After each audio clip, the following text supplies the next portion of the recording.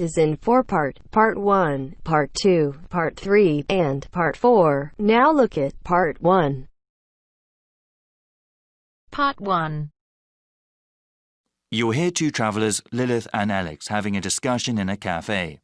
First, you have some time to look at questions 1 to 5.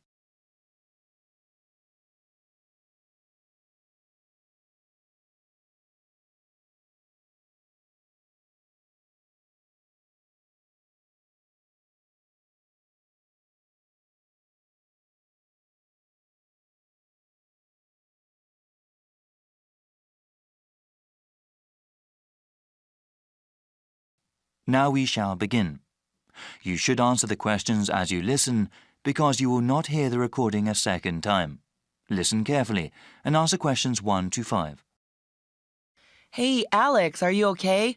I was worried something happened. Oh, sorry for being late. I drove down the wrong highway and got lost. Don't worry, it's only been 20 minutes. Actually, I just looked at some Austin tourist websites. I got some tea. You want anything? Yeah, I think I'll have some tomato juice. It's just what I need right now. Yes, it's really hot and humid out right now. I think I'll get iced tea this time around. So you went on the wrong highway, huh? For sure. I've never driven in this area before, right? So after I pick up the rental car from the airport, I try to follow the map to the downtown area here. Unfortunately, there was a lot of road construction going on, and I went south on the highway instead of going north. After a few minutes, I realized I was going the wrong way, so I exited the highway and came back up here. Well, I'm glad you're here, okay? Did everything go well at the car rental place? Oh, yeah, it went very well. The business owner was kind of a strange person, really tall and thin. He had a bushy beard and moustache.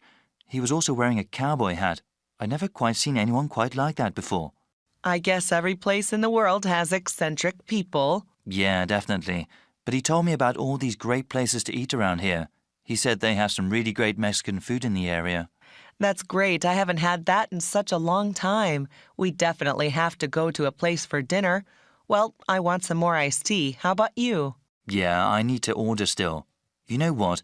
I think I'll get one of their sandwiches too. They look really good. Okay, let's order then. Before you hear the rest of the discussion, you have some time to look at questions 6 to 10.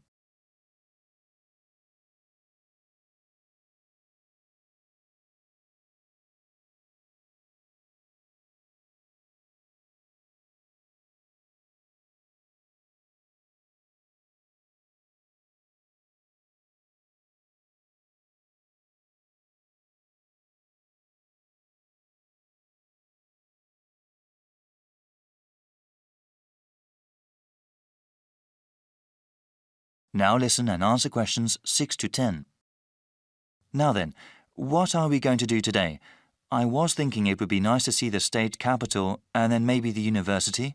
Well, according to the website, let me see. The state capitol has tours only on Mondays, Wednesdays, and Fridays. Yeah, if we went there, it would be much better to go on a guided tour. Oh, wait. Yes, there are tours on Mondays, Wednesdays, and Fridays, but also on Saturdays. The university site lists a lot of places that are interesting, so maybe we can spend most of the day at both the Capitol and there. We should definitely go to the lake after that as well, and even spend the night camping there. Great plan. Is there anything else you found online? Yeah, I know you studied biology, so I was thinking that the park would be good. They have a pretty unique collection of trees and plants. They are open Monday through Saturday, so we can go there anytime. There's also the mountain. There are some photos on the website. It looks like they have some great views of the city, and I definitely want to do some hiking. Yes, we would have to take another day for the park and the mountain. But you know, the guy at the rental place was talking about the weather. It seems that there will be a pretty bad storm coming tomorrow. We need to plan around that since it won't be good to be outside when it comes. Certainly not. It's not worth hiking somewhere if the weather is terrible. You know, we can go to the park and the mountain today and then go to the indoor places, the Capitol and the university tomorrow. It'll be hard to get around in the rain, but at least we'll be inside. I agree. By the way, how much are these places? All of them are free except for the park. Wait, I'm not sure about the Capitol tour. Yeah, They don't charge anything for the guided tours. All right then, we'll go hiking first and then relax at the park. Then we can camp at the lake. We'll go to the capital and the university tomorrow.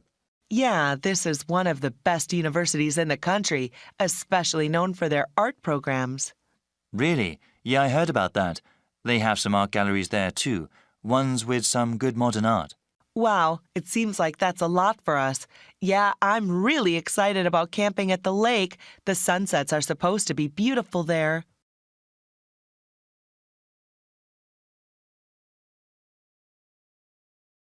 That is the end of part 1. You now have half a minute to check your answers.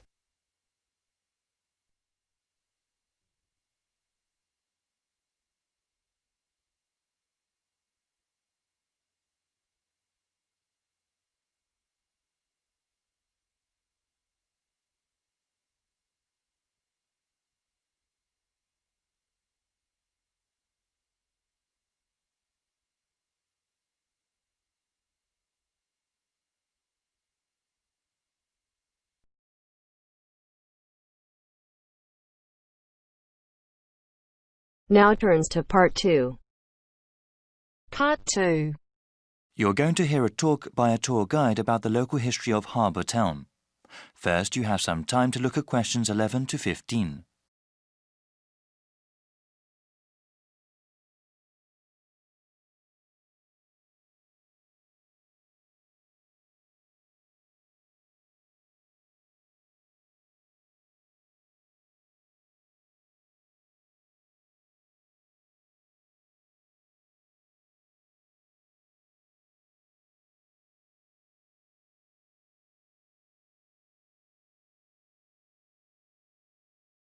Now listen to the first part of the talk and answer questions 11 to 15. Good morning, everyone, and welcome to the historic downtown area of Harbour Town. I'm going to give a presentation on the history of the area before I let you all go. There's great weather today, so I'll try to keep this short. So, from this room, you can see most all of the historic area. This intersection is where the city was first founded, about 350 years ago. The San Gabriel River is wide and deep, and it was an excellent waterway for the movement of goods. Harbour Town used to produce lots of beef and oranges. Before the city grew, there was lots of open land for grazing and planting fruit trees. They traded these products with other towns and cities. The weather in this region is excellent for growing oranges because there are warm summers and mild winters. Citrus fruits can't survive in places where there is severe frost. At the height of citrus cultivation, there were over 500 orchards growing citrus fruit. Unfortunately, this fertile land also had lots of oil underneath it. In the rest of the country, new technology required the energy found in fossil fuels. After the first oil wells were tapped, agriculture gradually gave way to industry. The farms, orchards, and ranches that surrounded the town were replaced by new factories, cities, and roads. There is very little agriculture in the region these days, and certainly no cattle. The oil eventually ran out, of course, but other industries such as aerospace and entertainment were established. Well, that's a brief history of Harbour Town. You can use one of the computer terminals available in the main office if you want more information. Before you hear the rest of the talk, you have some time to look at questions 16 to 20.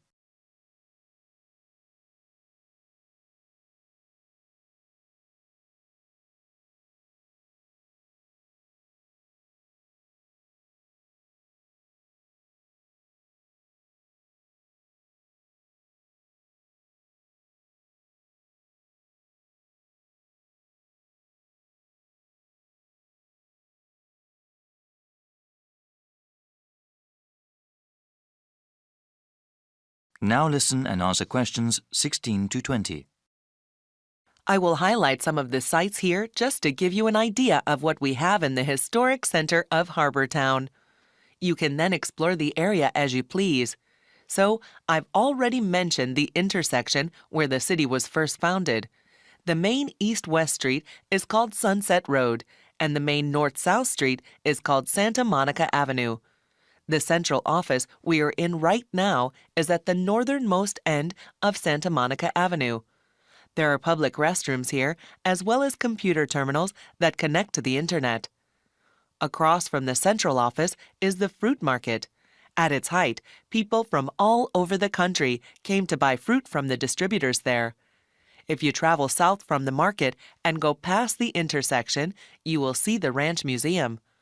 Here you can learn about the old ranching lifestyle that was such a hallmark of our region.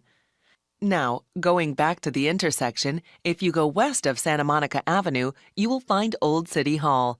It is an excellent example of the architecture of the time. In the opposite direction, going east of the main intersection, you can see Sunny Movie Studios. They don't make movies there now, of course, but it was the first company to make movies in our region. Also, the subway station is accessible from all four corners of the intersection. If you didn't take the bus here today, I am sure that is where you came from. Well, thanks again, and I hope you enjoy your visit to the historic area of Harbortown.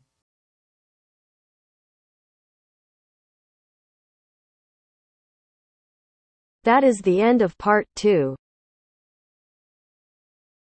You now have half a minute to check your answers.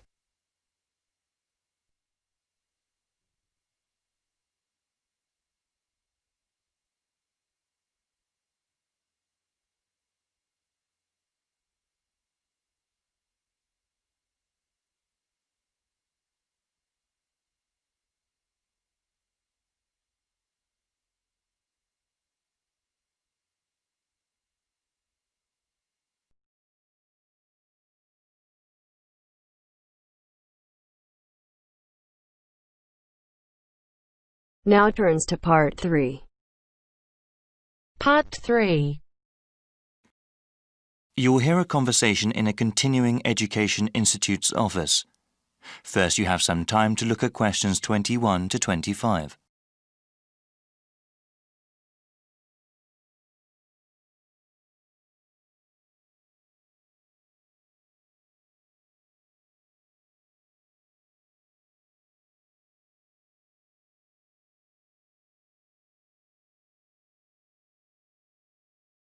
Now listen carefully and answer questions 21 to 25. Welcome. My name is Jeremy Holtz. Hello, Jeremy. I was told to come to this office and ask about your continuing education program. I'm interested in taking classes and want to know more about the program. Certainly. We have several different programs depending on your education goals and on what you are doing now. For example, we have continuing education programs for those who want to finish a degree or start a new one, and we also have a program for working adults. Well, I'm working part-time now and I'm interested in completing a degree in business administration. I am working at a hospital, you see, but I want to change my job, either work in hospital management or have my own business. Okay, that sounds great. Many students in our program want to advance in their current careers or even change them. What kind of degree do you have now? I am a registered nurse with a 2-year degree. Great. First, we have to figure out where you want to take classes. We have satellite campuses all over the region. The ones at the city centre are accessible by public transportation but offer fewer course times. A car is the best way to attend classes at our satellite campuses in the suburbs, but they have more classrooms and therefore more courses. Well, I have been saving up for a car, but I don't have enough money to buy one yet. I think the city centre campus will be better. Okay, now we have to decide which program you want to register for. We have night courses, where the classes generally run from 7 p.m. to 10 p.m. Classes during these hours are usually once a week. There are also courses during the day that might work for you, depending on your work schedule. Well, like I said, I'm working part-time and unfortunately I work during the evenings. You see, I'm living at my parents' house right now. My father is quite ill, actually, and since my mother works normal hours, I take care of him during the day and my mom takes care of him in the evening when I work. The city center campus doesn't offer classes during the weekends? No, the suburban one does, but unfortunately, there are no classes during that time at the city center campus. You know, maybe the online courses will be better for you.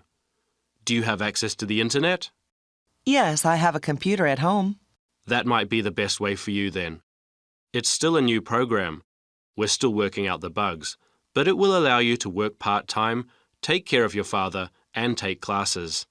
The completion of your degree will probably take longer, however. Before you hear the rest of the conversation, you have some time to look at questions 26 to 30.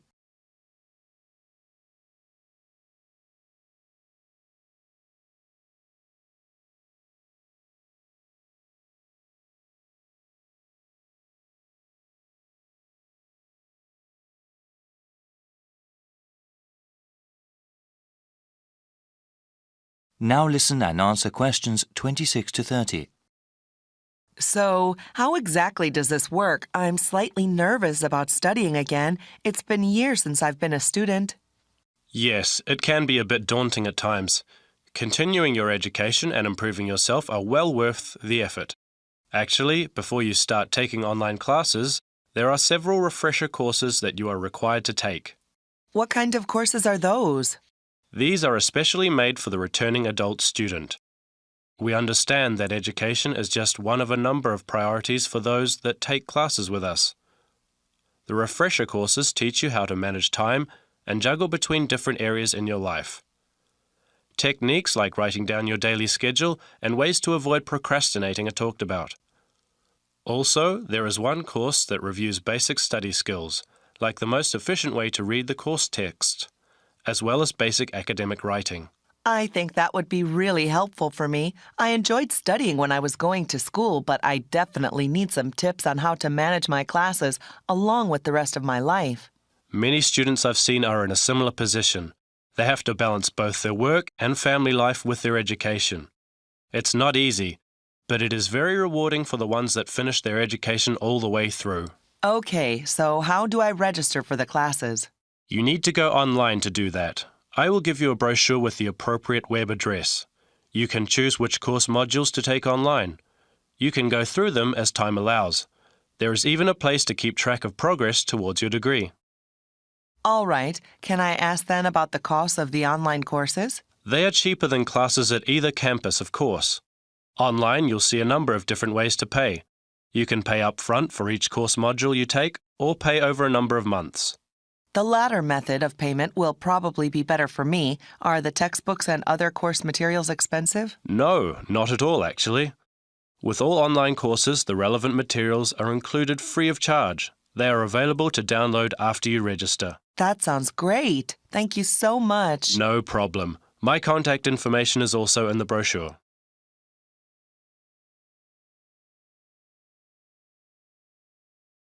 That is the end of part 3. You now have half a minute to check your answers.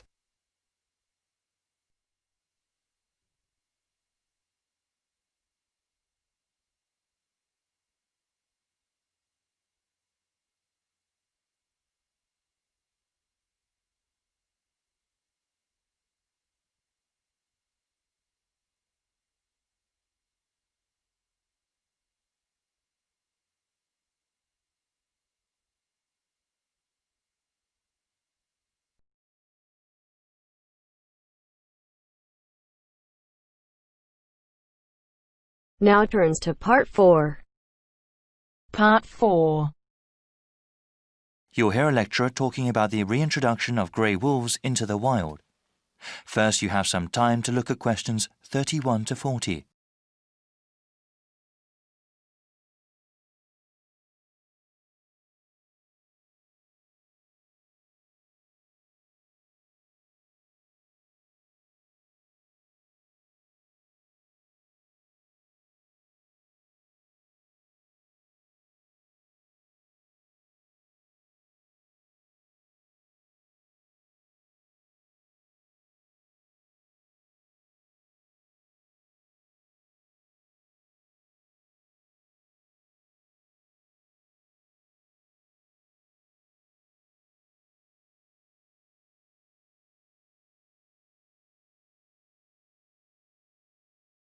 Now listen carefully and answer questions 31 to 40.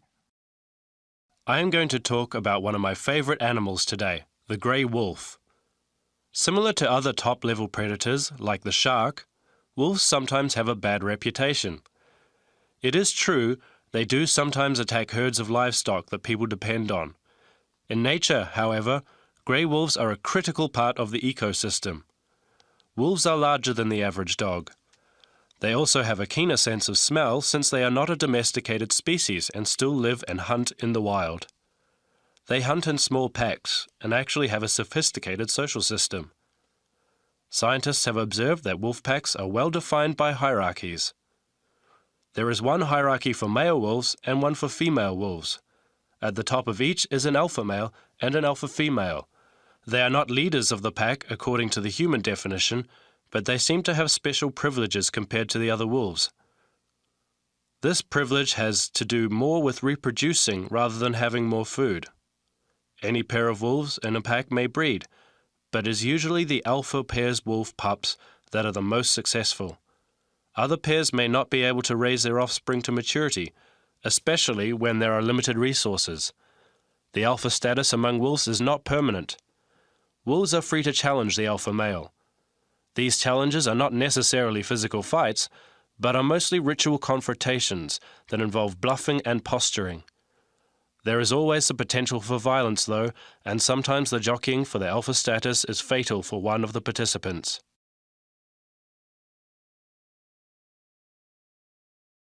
The range of the grey wolf and its subspecies used to be quite extensive, almost the entire continents of Asia and North America, and the whole of Europe as well. They are now found mostly in Canada, Alaska, the northern reaches of Eurasia, and a few other scattered pockets. In some parts of the world, grey wolves have actually been reintroduced into the wild. Many people were opposed to these programs at first because they thought it would cause economic hardship for livestock owners. In the United States, local ranchers around the Yellowstone National Park area refused to allow any wolves back. Supporters of the program knew that without cooperation from ranchers, the wolves would likely be shot and killed. Those supporters knew how important the program was and agreed to compensate ranchers for livestock lost to wolves. This important compromise paved the way for the reintroduction of wolves to Yellowstone in 1995, where they hadn't been seen for over 70 years. The reintroduction has been a great success. Studies show that the biodiversity within the park has increased and is sustaining itself. After the last grey wolves in the park were killed in 1926, the population of elk and deer soared, decreasing the number of plants available to beaver and moose. The beaver eventually became extinct there. The population of other predator species, like the coyote, exploded. This, in turn, caused rodent populations to crash. This crash led to a decline in bird species like hawks and eagles. These negative trends have all reversed since the wolves came back. As a result, Yellowstone National Park is a better, healthier place. The local economy also benefits because people are not only interested in seeing more biodiversity at the park, but also the wolves themselves. This brings in tens of millions of more dollars annually to local lodgings, restaurants, and stores.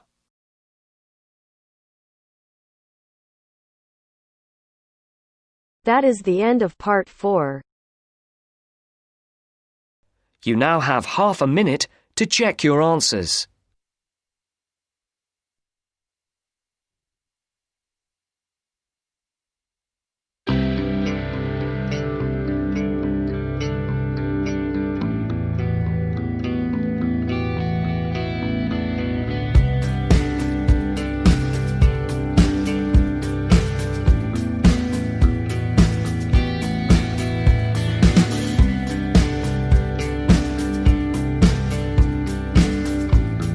That is the end of the test. You now have 10 minutes to transfer your answers to your Ielts listening answer sheet.